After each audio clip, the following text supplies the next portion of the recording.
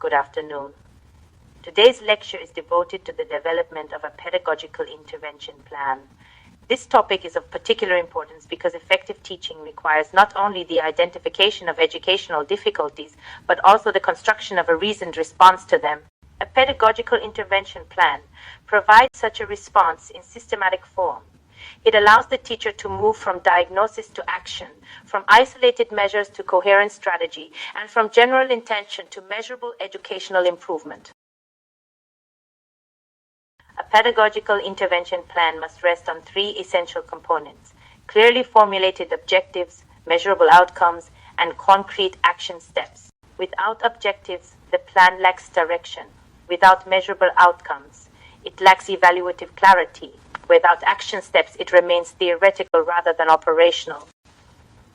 The example given on the slide is methodologically appropriate.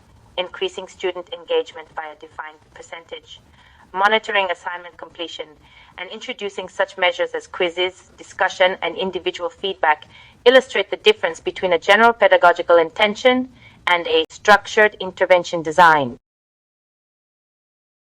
The setting of objectives is the first indispensable stage in planning intervention. Objectives must be sufficiently clear to guide action and sufficiently precise to allow later evaluation. For that reason, the use of SMART criteria is especially valuable. The objective should be specific, measurable, achievable, relevant, and time-bound. This is more than a matter of formal planning. A well-formulated objective disciplines the entire pedagogical process, since it determines the choice of methods, the character of assessment, and the criteria by which success will be judged. No intervention can be pedagogically justified unless it is preceded by a serious needs assessment. The slide demonstrates this through data indicating different areas of student difficulty, including time management and comprehension. Such differentiation is important because educational problems are rarely uniform in nature.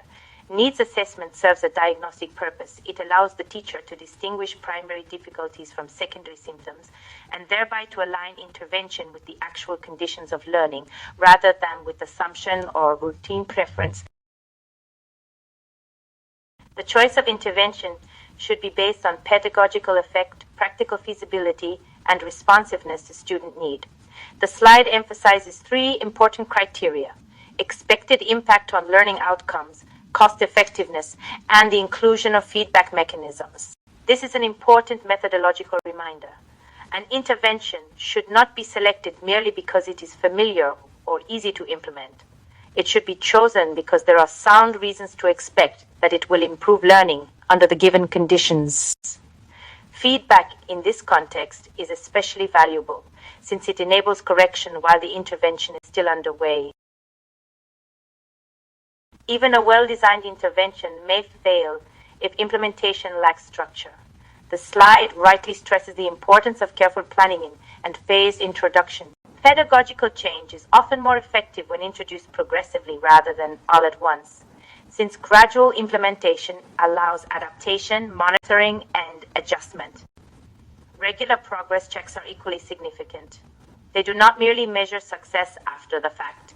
They help sustain the intervention as an active and manageable process.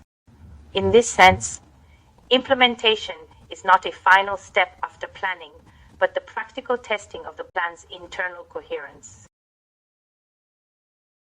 Monitoring progress is essential because intervention must remain accountable to observable educational change.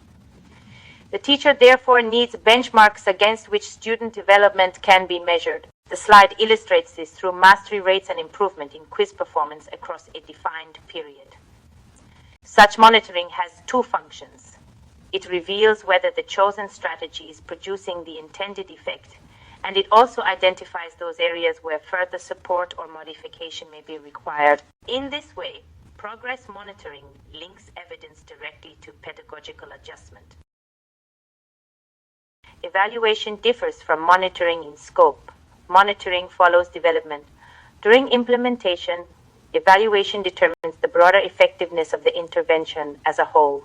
The slide refers to key indicators such as engagement, improvement in achievement, and retention of course material. This stage is crucial because it permits a reasoned judgment on the educational value of the intervention. Evaluation does not simply confirm whether activity took place, it establishes whether that activity produced meaningful learning outcomes, and whether it should be retained, modified, or replaced. No pedagogical plan should be treated as rigid. Adjustment is necessary whenever evidence indicates that the intervention is working only partially or that student response reveals new conditions not foreseen at the planning stage. The slide shows this process through short-term engagement data and student feedback. The educational importance of adjustment lies in responsiveness. A professionally grounded intervention is not one that is followed mechanically, but one that can be revised in light of actual classroom evidence. Such flexibility is a mark of pedagogical maturity rather than inconsistency. The conclusion brings together the main result of the planning process when objectives are clearly stated, needs accurately identified, interventions carefully selected, and implementation properly monitored. Measurable improvement becomes possible. The figures presented on the slide indicate progress both in student engagement and academic performance. The broader pedagogical point, however, goes beyond statistics. A pedagogical intervention plan is valuable because it gives structure to professional action and makes improvement intentional rather than accidental. Thank you for your attention. I hope this lecture has clarified the logic and practical value of developing a pedagogical intervention plan, from the formulation of objectives to the evaluation of outcomes and the adjustment of methods.